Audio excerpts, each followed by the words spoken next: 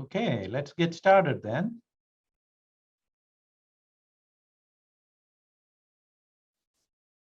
Well, good afternoon, everyone. Welcome back to the CAFNR Research Council webinar series. Today is our first webinar of the spring semester, and we have a couple of very special guests joining us from international locations, Doctors Nicoline de Haan and Stefan Weise. And they are both with the CGIAR centers, and Dr. Curry Clark will be doing the formal introductions of our speakers. But before she does so, I would like to say a few words about the CAFNR Research Council, or what we call CRC. As many of you know, we formalized the CAFNR Research Council about 3 years ago as an advisory council that would provide advice to my office, that is the CAFNR Office of Research. We do have faculty from every division represented on the council. We also have staff, graduate students, and postdocs representing their respective groups. This webinar is an example of some of the activities of the council, in addition to providing advice to my office.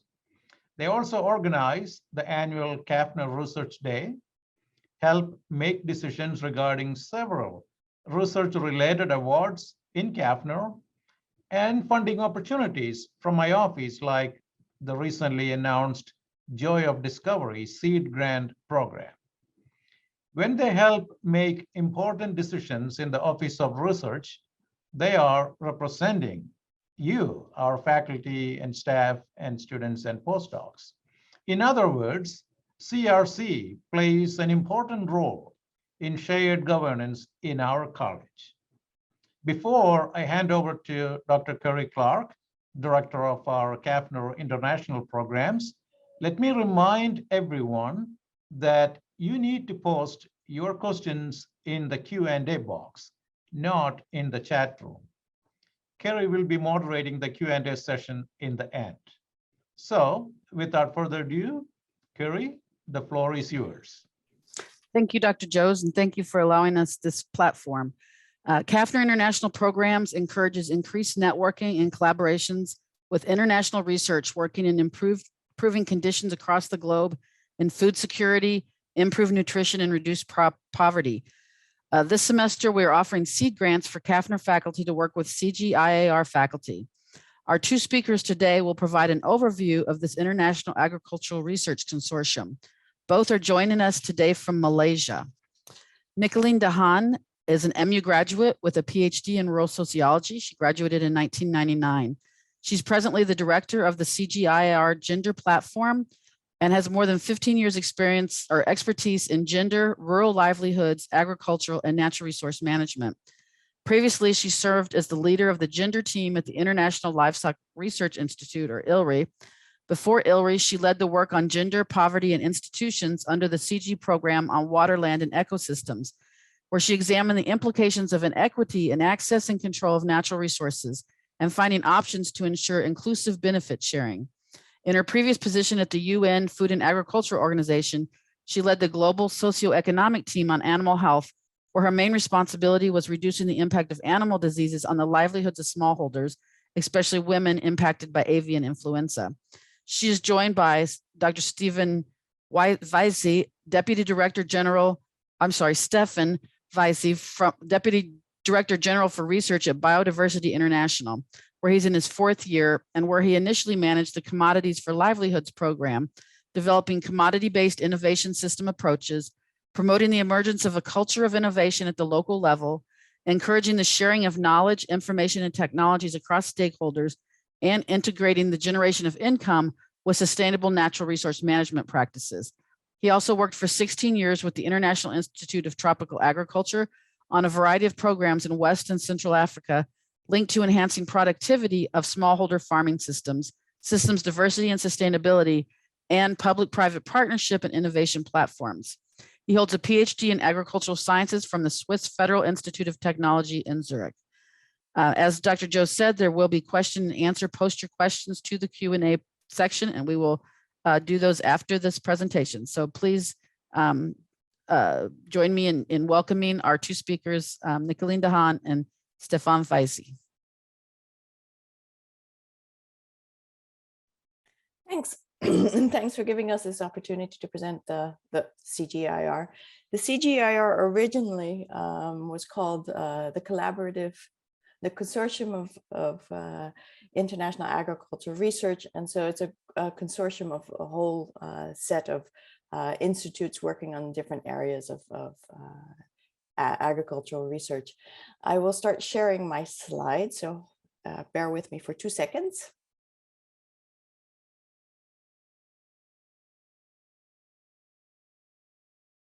As you heard, I'm a rural sociologist by training, and got my PhD at Mizzou. And so that's why I asked my colleague, Stefan Feisi, to join us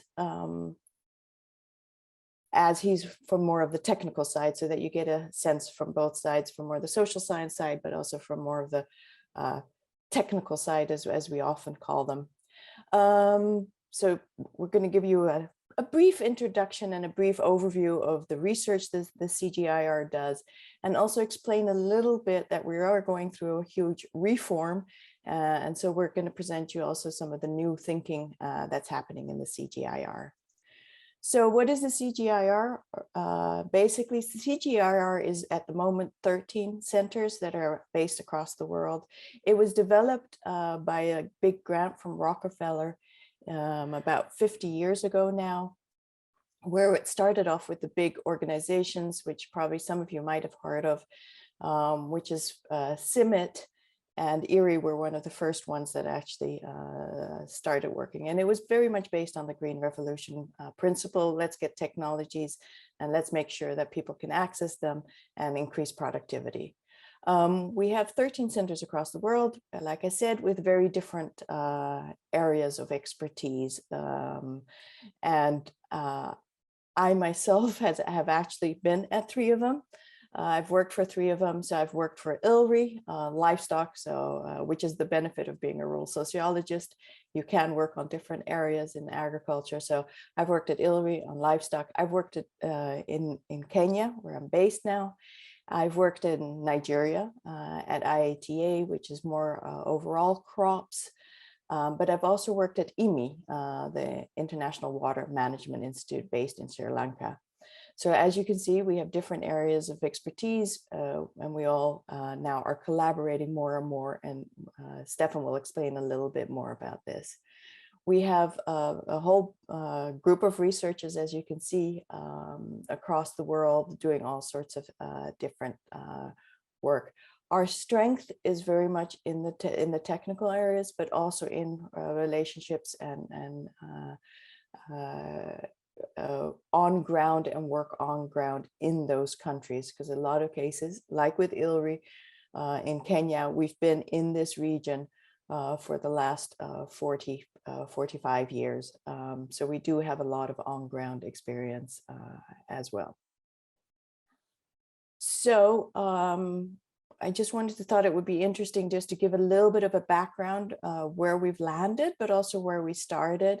So we started in the 60s, like I say, being built, basically working on 3 crops: rice, wheat, and maize. And the idea being, how can we increase productivity across the world on those crops? And then we've moved up and we've added several different areas of expertise. You'll see in the 70s, we actually started talking about genetic resources, and Stefan, who is part of biodiversity, that was IPGRI at that time. But then we also started looking in the 80s that we realized it's not only about technologies, it's also actually about how do we actually do more food policy, but also institutional strengthening. And then, like I say, in the 90s, we actually started looking more at systems, which include agroforestry, natural resources. And then by now, if you look in the 2018, we are moving towards much more sustainable transformation, but also social and economic transformation. My career is also a little bit reflective of this, in the sense that for a while I did, I started off at IATA and looking very much at adoption of technologies. Do farmers adopt or not? Then I moved to FAO for a while, the Food and Agriculture Organization, basically to look at animal diseases. But then I came back and started looking at water as well. And one of the reasons I also came back was because there was much more understanding of the socioeconomics. There was an understanding that that was important. That's why I came back to the CGIAR. Presently, we're moving it even further, and I'll explain that a little bit more in this presentation.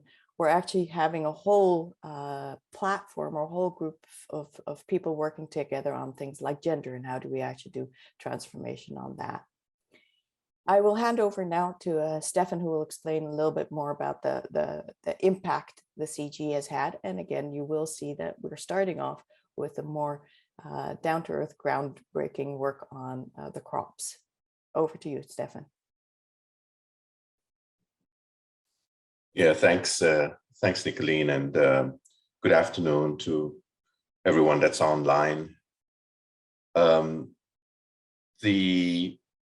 Basically, the impacts, as you can see here, as Nicoline was just saying, it's very much around the crops and the individual crops, and like the wheat, which comes out of CIMMYT, with that I understand that some of you know about, have worked with, that have developed important varieties that are used globally, rice varieties out of the Philippines, Erie, and the contributions these varieties have made on an annual basis of nearly $11 billion worth of economic benefits. Then we have the sweet potatoes out of the Potato Institute, SIP, headquartered in Peru, and that is again contributing to particularly vitamin A nutrition of populations and consumers. We have also had success in terms of biofortified crops that have reduced infant mortality. Again, these crop-based, but also other innovations have been looked at, and for example, in Ethiopia, as it says here, 11 million rural Ethiopian households have benefited from the adoption of these technologies. So, but this takes time, and so as Nicoline pointed out in that fan diagram, as we started in the CG, working particularly with crops in one form or another, there is now a clear recognition that as we move forward, we need to look at multiple objectives and the results that we need to achieve to address the present challenges in the world. They need to cut across agriculture, they need to cut across nutrition, they need to cut across the environment, and all at the same time. So it's a much more complex environment we have to work in to achieve results, and therefore there are these 5 impact areas that have been defined, and we'll hear a little bit more about it in a minute, that the CGIAR and our overall strategy has to achieve going forward. Nutrition and health and food security, as well as looking at poverty reduction, livelihoods and jobs, gender equality, youth and inclusion, climate adaptation, mitigation, a very important perspective that's actually quite cross-cutting, and then the environmental health and biodiversity. So it's a much more inclusive, integrated approach that is now being promoted, within which the CGIAR is looking to work going forward. Next, please. And there are different reports that show the importance of investment in agriculture, and you probably have seen these reports. And so whether it's the World Bank report, the Ceres report, or the SOAR report, they all talk about the importance and the benefits that can be gained from investing in agriculture and agriculture research. For example, the last the report talks about CGIAR investments over time have yielded a 10-to-1 return, and particularly focusing on the poorer parts of the farming society, rural communities in developing countries. So I think that's 10-to-1 is quite a large ratio. And so the investment in agriculture still makes a lot of sense today. But we do need to bring these different elements together in terms of agriculture, environment, nutrition into one portfolio. Next, please. And here, just to say that there is a global recognition that the CGIAR has a role to play in addressing this food system crises that we face, and food system crisis in the sense of really the nutritional aspects as well as the climate crisis aspects, whether it's the Gates Foundation that funds a lot of the CG work, or for example, the G7 that is talking about the importance of the CGIAR in terms of addressing the food systems going forward, making them more resilient and stable. And of course, with the COVID-19 pandemic, some of the weaknesses in our food system have shown up. And so resilience, not just to pandemics, but also to climate crises and other economic constraints need to be taken into consideration in a more systematic way. And also very much we've been engaged in the climate arena in terms of climate adaptation, climate mitigation, and also recently in the Glasgow summit. Next. And here just an overview in one slide of the new what we call one CGIAR strategy. And why one CGIAR? Because it is really bringing together the different centers in a much more systematic way into achieving results. It's about creating these measurable benefits in the 5 impact areas that I identified earlier, that at the top of the diagram on the left-hand side, with the nutrition, poverty, gender, climate, environment, that it is, as previously we've been much more independent centers and sometimes working together. Over the last 10 years, there have been these CGIAR research programs where we try to come together even further around between 10 and 15 CGIAR research programs. And now going forward, we're even focusing more on working together as one entity, as one system to address these complex issues. And important here is that how do we create impact going forward in these areas? We really have to pay attention to the pathways to impact, which includes capacity development, innovations, and policy.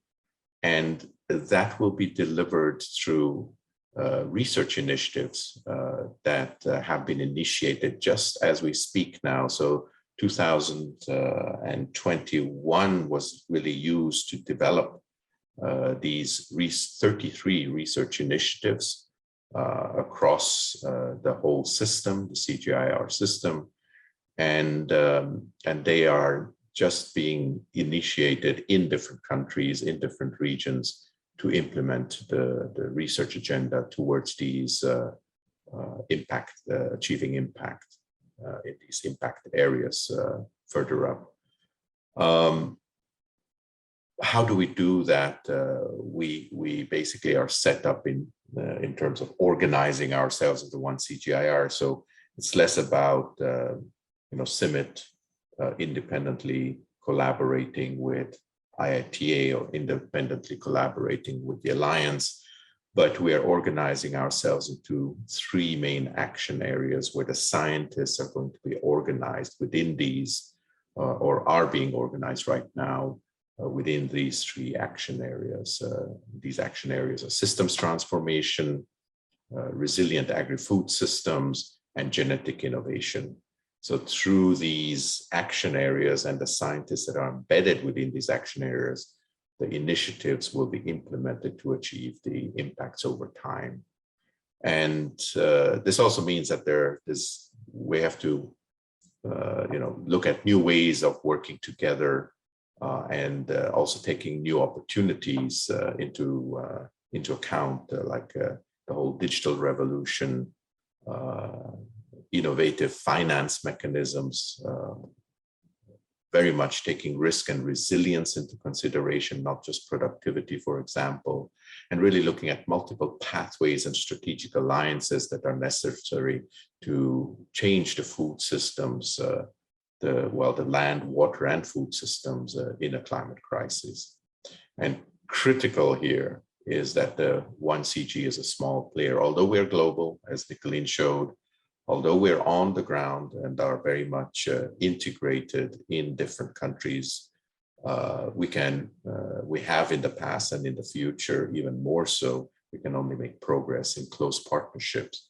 But these partnerships are not just partnerships in country with national organizations or local private sector. They're also global partnerships with what we have been calling in the past, at least, advanced research institutions and universities. And this is where I think we might, at the end, Nicoline will identify a couple of potential opportunities of continued engagement going forward with universities as an example. Next, please. And I hand over to Nicoline here at this point. Nicoline, please take it. Thanks, Stefan. So as you see, Stefan was talking very much about the impact areas and about the initiatives. And the initiative is where the real work is happening. As each of the initiatives that we're developing, and we're developing 33 of them. So this is a perfect time to also start new collaborations and new partnerships with, for instance, Mizzou. And these initiatives are across the board on several different issues. And we've highlighted a few of them here, just so you get a flavor of them.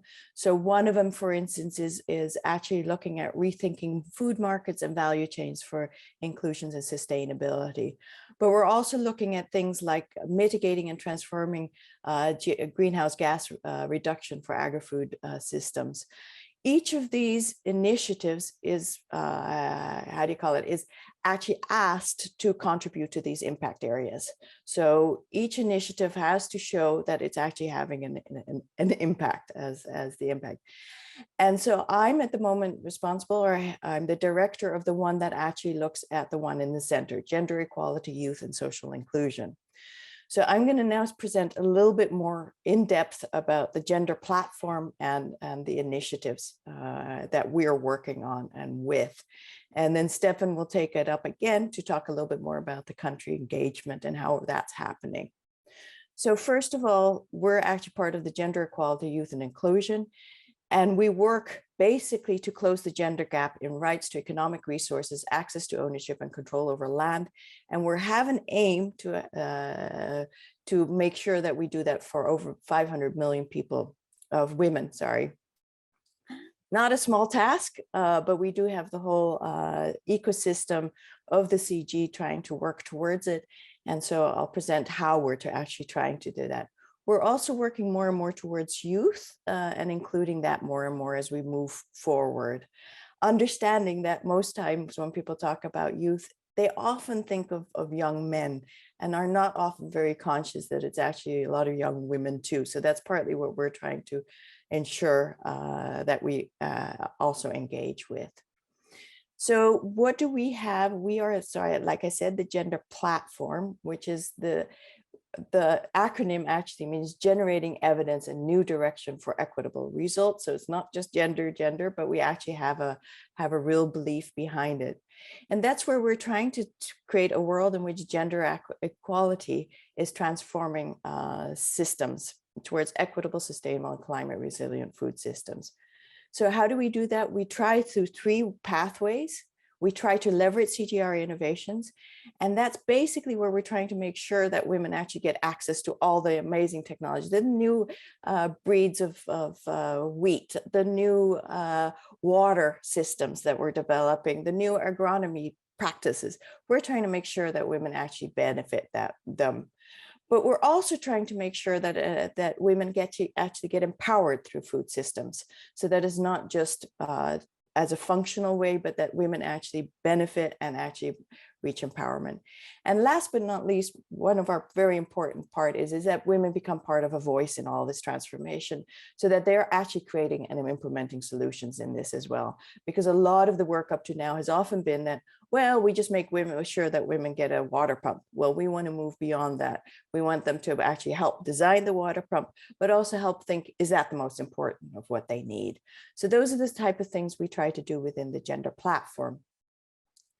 And so how do we work through the gender platform? So we have the gender impact platform, where we are accountable to making sure we have an impact on that one of those 5 impact areas.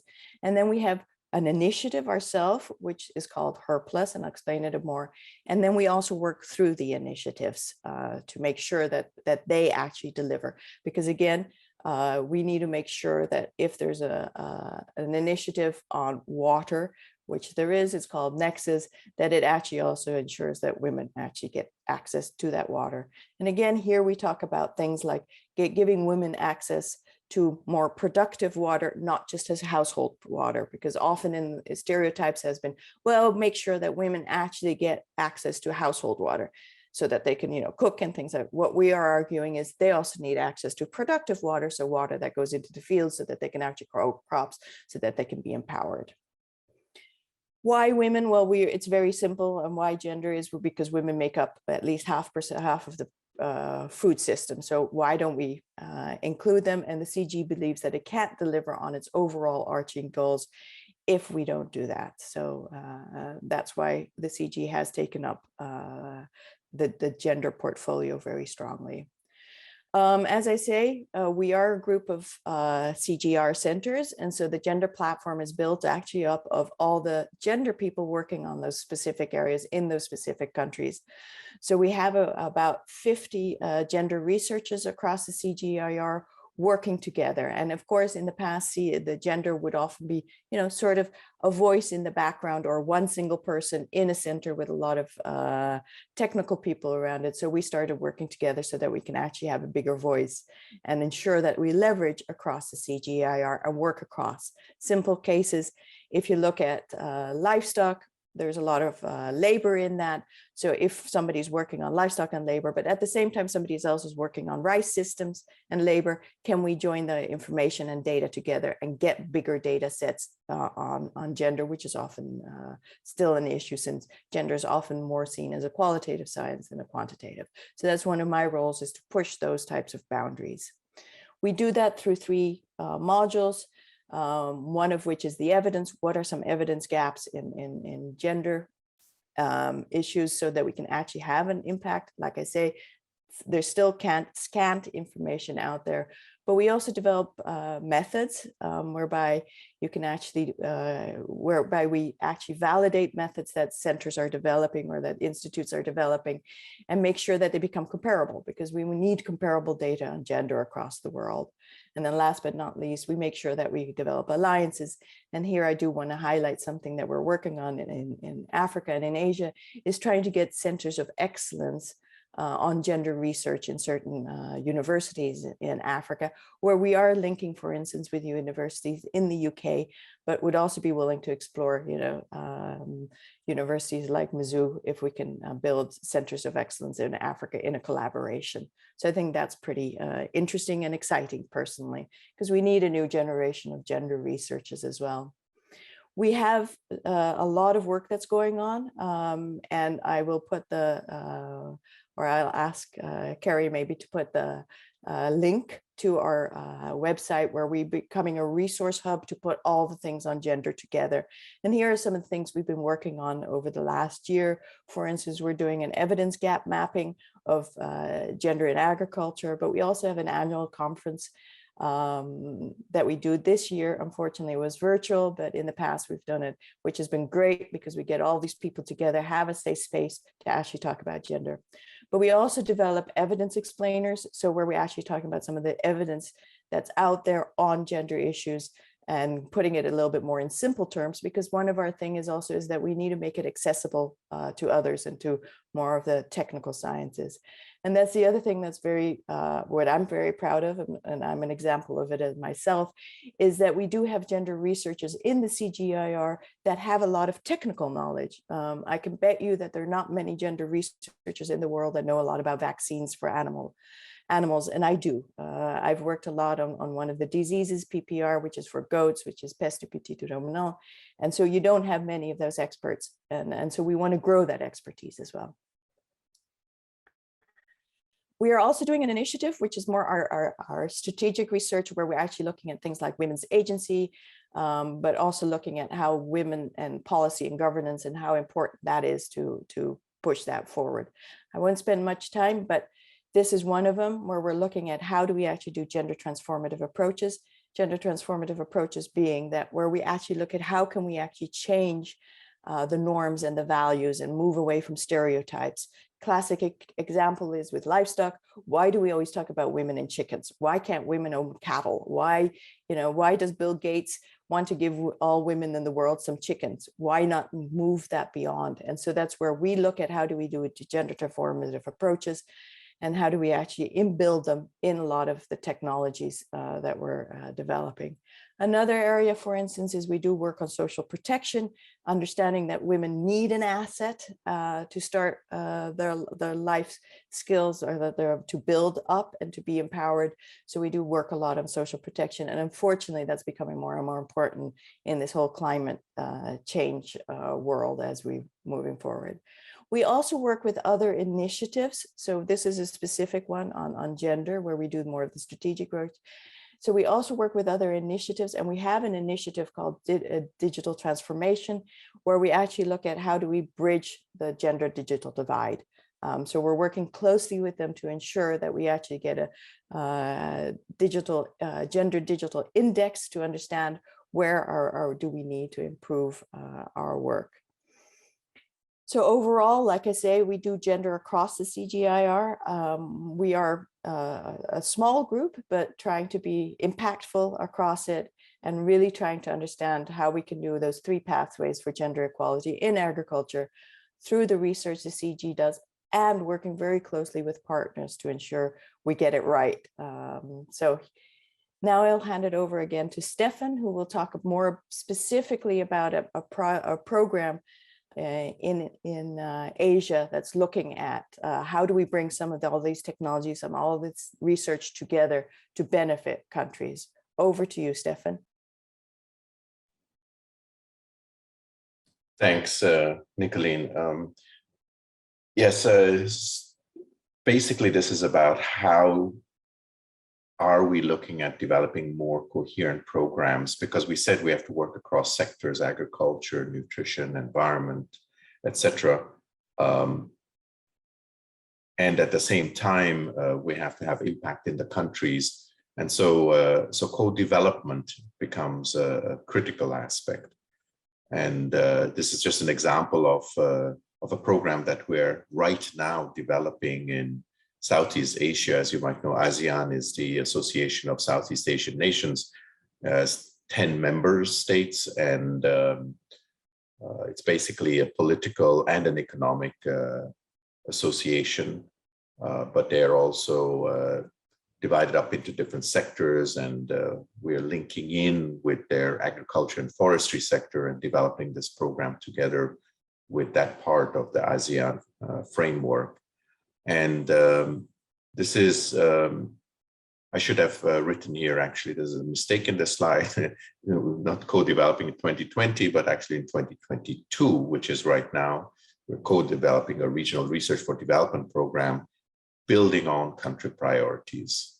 Next, please.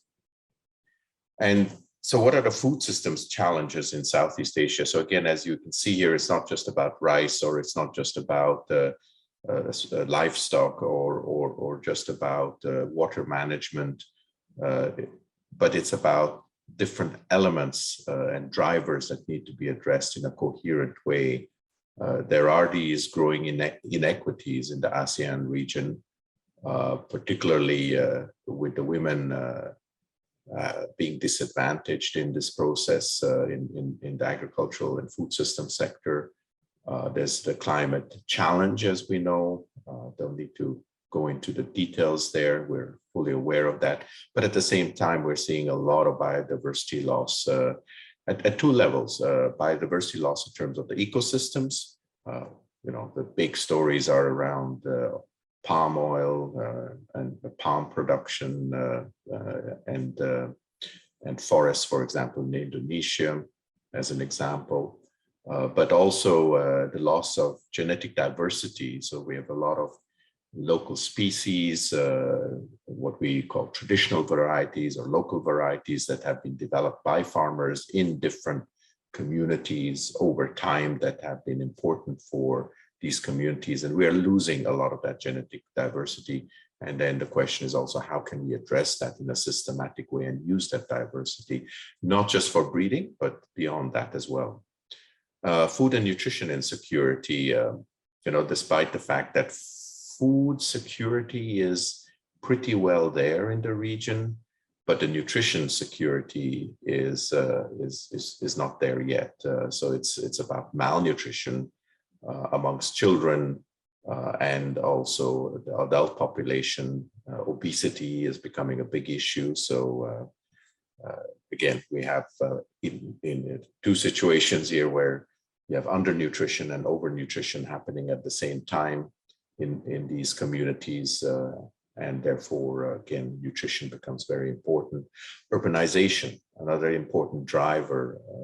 Over 50% of the population are now live in urban communities. And of course, the question there is, the cheap food approach, and processed food. And also food safety issues come up quite rapidly when we look at urbanization, but also making food available for the poor in the urban community and not just those who can afford, let's say, labeled food. And then, of course, we have these pressures on the food system, the most recent ones related to COVID-19 impacts that we are aware of. Due to decreased income, often the poor end up having access to less nutritious food, again, then impacting their health. So there's a series of issues here that need to be taken into consideration in Southeast Asia, but many of these elements, of course, go beyond Southeast Asia as well. Over to the next one, please. And what can the One CGI offer in these countries? So we need to see what the CGIAR can bring to the table. And on the left side, you have the CGIAR centers that are part of the One CGIAR. And one thing we are going to be doing now in this new One CGIAR approach is really approaching it in a much more holistic way, as I mentioned earlier, in a much more integrated way, cutting across disciplines and having impact across these impact areas that Nicoline mentioned earlier. Again, we have shared capabilities across the different centers working together in a more systematic way and to work much more extensively with local partners. We have this extensive network in globally that we can bring to bear, experiences in Africa and Latin America that we can bring to bear in Southeast Asia. Scaling proven innovations is critical going forward, working hand in hand with the public sector, the private sector, civil society. And at the same time, we have, particularly for the ASEAN program, a strong presence in the region of over 50 years with 1,500 staff in the region presently. Next, please. And so this ASEAN proposal is in developing a proposal and co-creating. It's important that we understand what are the priorities of the ASEAN nations, of the 10 countries in ASEAN, and what is their vision. It's not just about our vision as the One CG. It's about understanding the vision of the ASEAN association, understanding their plans, and working within that context where we can be co-creating actions and be productive partners. And therefore, in 2022, we're going through a series of regional and national consultations to ensure that we are fully aligned with these goals of ASEAN and objectives and really figure out how we as the CGIAR can contribute. Next, please. And part of that is identifying which are some of the areas that we could potentially provide support. So we have looking at the strategies in ASEAN, looking at the strengths of the CGIAR. We've come up with 9 areas, 9 topics, 9 themes where we could be contributing to recovery, resilience, and transformation in food systems in the ASEAN region over the next 5 to 10 years. And the key here is that we will be going through a consultation with these themes in each of the ASEAN countries, and then have a regional framing of the work around policy and market integration as one topic, climate change and green recovery, climate smart agriculture and aquaculture, mechanization and modernization of agriculture, which includes some of the digital technologies as well, germplasm exchange and evaluation, strengthening of cooperation through institutions, nourishing ASEAN megacities, youth entrepreneurship and technology, and finally, harnessing use of local agricultural biodiversity for greater resilience and improved diet. So those are some of the themes that we have identified, and now we'll be testing them in these consultations, which will be taking place in basically starting in March. So this is something that's ongoing, just as an example of how it is critical for us to be able to move forward while understanding what the priorities of our partners are and being clear on where we can make our contributions working together with these priorities and the needs of the countries and the regions. Next. Thanks, Stefan.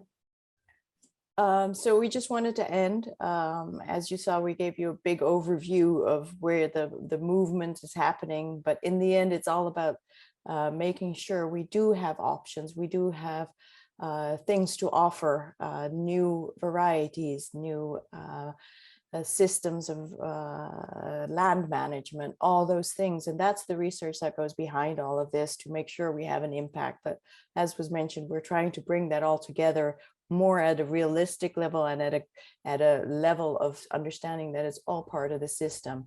But we did want to just quickly end with a few things of how we've interacted in the past with universities. And so indeed, if there's any way we can enhance our collaboration with Mizzou and the CG, more than willing to explore.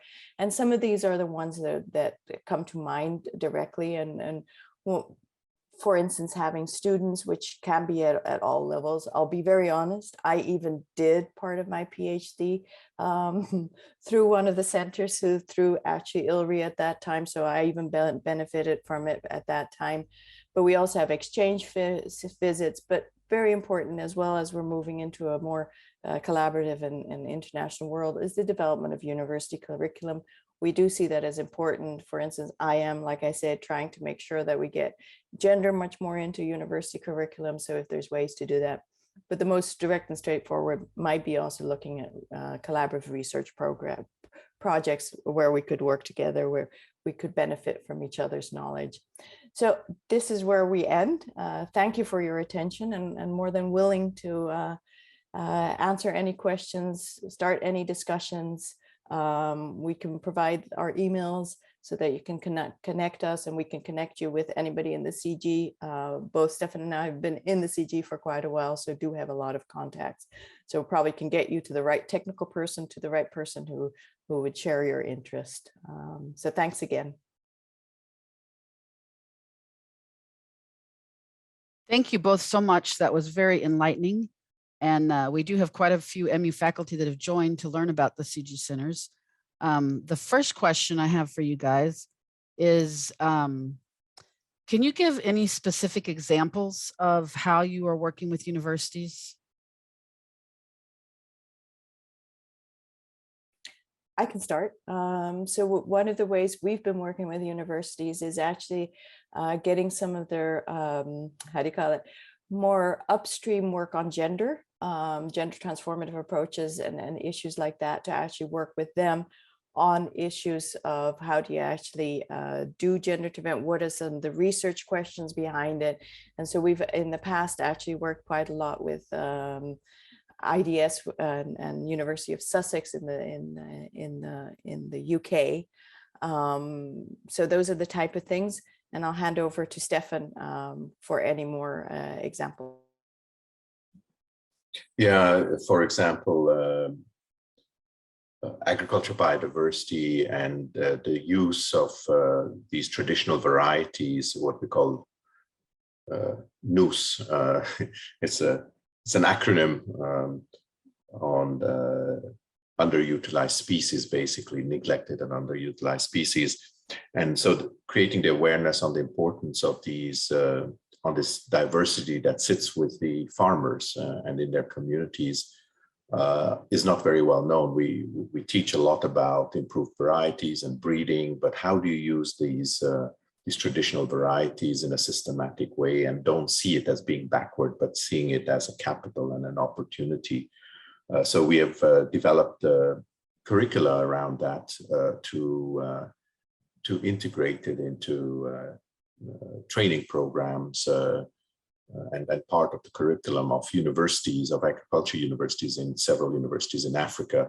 And the development of that curriculum was done together with a university in Sweden. So since we are not experts in education, so to say, but we are technical experts in that area, we were able to create a curriculum together with a university that is then being applied and followed up and supported through another university based in Sweden. So that's another example of how it works, but there are also direct collaboration on very specific areas in terms of, let's say, data management, big data and big data management around, again, the example is genetic diversity and bioinformatics. Around bioinformatics, we work with Cornell, for example, and have joint databases and approaches that are being crop registries, as they call them, is being managed in terms of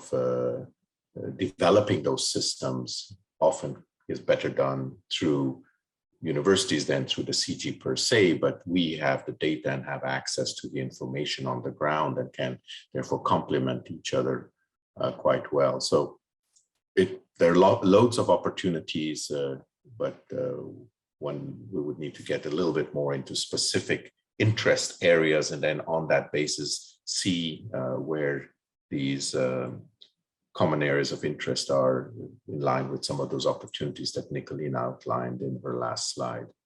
Over. You're muted.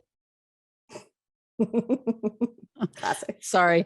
So you guys kind of outlined how you went, from in the 1960s, there was a lot of breeding work, and you've moved to where it's very systems level now. Is there basic researchers in the CG Center, or is everybody pretty much applied? And then in relation to that question, do you work directly with farmers, or do you work more with the organizations, as like a intermediary that they then work with farmers, where you're an information provider, or do you actually do like extension and that kind of thing? I can start by answering that one.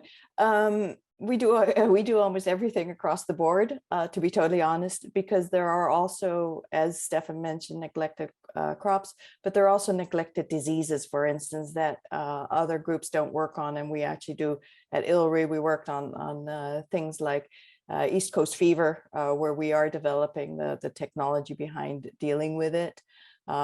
We tried for years to do a vaccine that's not working, so we're looking at other things. So we do have the more upstream research, but in certain cases, and we're noticing that more and more with the global world, we don't have as good labs. So we often work with other universities to do some of the lab work.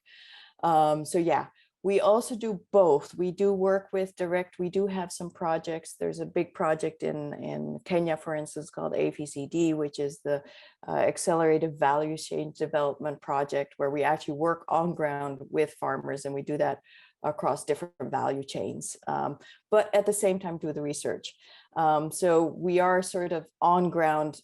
Often a little bit a critique sometimes can be that we do pilots for hopefully other people who will take it up. So we don't do the development work maybe per se, but we actually do the piloting of it, and then in collaboration then hand it over to other local partners. But we understand that you need to understand the real on-ground situation. So we do a lot of work with farmers, but we also do a lot of work with policymakers nowadays. So it's that combination, whereas in the past we were much more close to the farmers. We're now also understanding that you need to work at the policy level. But Stefan, any other? Yeah, at Bioversity, we had this concept where we play a larger role in terms of co-developing technologies and innovations. But then as we look at validating some of that, we need to expand our partnership to ensure that we understand where do these technologies work, what are some of the downsides, how can we mitigate it, how can we make it more equitable in terms of the use of these technologies, as an example. And then the third level then is how do you institutionalize these innovations? Who's going to take it forward? It's not going to be the CG that's going to be taking it forward and reaching the 100,000, the million farmers. And so at the same time, we have to look at which are the partners and institutions, extension, that need to be brought on board so that these innovations can be championed and shepherded, stewarded forward to address the needs that different communities have. And the final part is, as Nicoline also mentioned, the policy framework. Do we have the incentive mechanisms in place and the policies in place for supporting such changes in terms of using these innovations? So as we go through these 4 steps, we tend to play a much, a lesser role, and partners and different types of partnerships play a role as we go through these different phases. So, and that's what you see on the ground, that we have not been often systematic enough in approaching it that way. But at the same time, I think now with the One CGIAR, with the impact pathways, there is a much keener eye on how are we taking these innovations forward, and are these innovations actually, and the new technologies and approaches and methods, are they really relevant to addressing the necessary challenges that we're trying to address, or is it just scientific interest? And if it's scientific interest, that's not good enough for the CG. And so there's a much more checks and balances built into the system now than maybe we had in the past. Over. So we do have a country-specific question. Can you elaborate more on the CG work in Vietnam? And is there any particular research area you think should get more attention there? I'll start, but Stefan, who is more the regional director, can follow up. One of the areas that, for instance, that we've done quite a lot of work on in Vietnam has been food safety, and especially looking at how we can improve some of the food safety issues in wet markets. This is more from the livestock side. And I think that has been an area that has had an impact. And I think it is an area that does require more research, also in part because it's a very fluid system. The moment there's an outbreak or there's something, the system does change. And so how do policymakers make sure that they're on top of where the system is changing? So I think that's a very important area, and that's often been underestimated when you look at urban areas, how important food safety is. But I'll let Stefan, who has more knowledge overall of Vietnam, answer. Yeah, we are right now actually at the cusp of having detailed discussions on what is it that the Ministry of Agriculture and Rural Development wants from the CGIAR? And I put it exactly that way because it's not about what we want from the ministry, from MARD, but what does MARD want from us?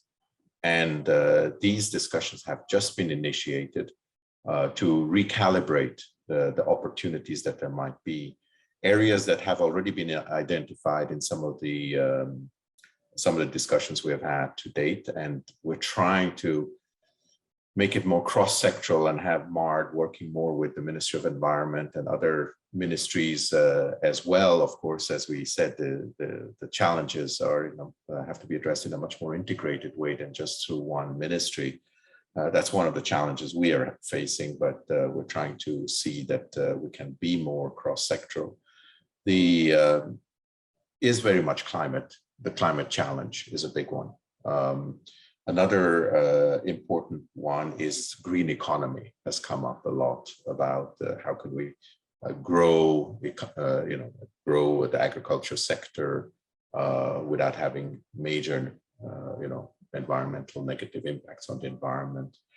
And another one that has come up is related to livelihoods. How can we improve the livelihoods of the rural communities, income generation, all the way to, can we grow for export as well? So really the income side. Much less issues on equity. That's where we have to maybe bring perspectives into the discussions, and also questions around, as I mentioned earlier, working across the sectors beyond just the agricultural perspective. So that's a little bit where we are in Vietnam right now. The centers that have been working over the last couple of years in Vietnam include ILRI, as Nicoline mentioned, on livestock. There's the CIAT side of the Alliance of Biodiversity and CIAT. And we also have IRI, the Rice Institute works there. ICRAF, the Agroforestry Institute is there as well. But these are some of the, there are about 4 or 5 CG centers that work in Vietnam at the moment. Of the 33 initiatives that we mentioned earlier, of the new one CGIAR that are being kickstarted right now, 10 of them are going to have a footprint in Vietnam. So Vietnam becomes quite an important country in Southeast Asia in terms of the one CGIAR. Over. Well, I see that we're about to round out our hour. So I want to thank you guys, not only for taking the time to come to talk to us, but also waking up before the crack of dawn in Malaysia to do it. So I think we've got quite a few people have given their best wishes and thanks to you both. And you will hear more from us in the future. And we hope this is the beginning of some collaborations with the University of Missouri. So again, thank you very, very much. Dr. Joes, did you want to say anything before we depart? All right.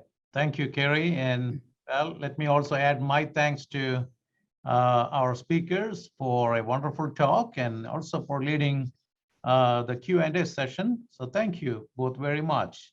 Although I have had collaborations with CG centers in the past, particularly with ICRISAT, I learned so much today through your talks. So thank you. Appreciate it very much. Well, our next webinar will be, as you can see here on the screen, on the 24th at 3:30 p.m. And you will hear an update about the Missouri Water Center. We haven't officially launched the center yet. It is going to happen in early March, but the 2 co-directors of the Missouri Water Center, Drs. Bao-Ling Deng and also Damon Hall, will give you an update about the Water Center on the 24th. So, well, thanks everyone for joining us and see you next time.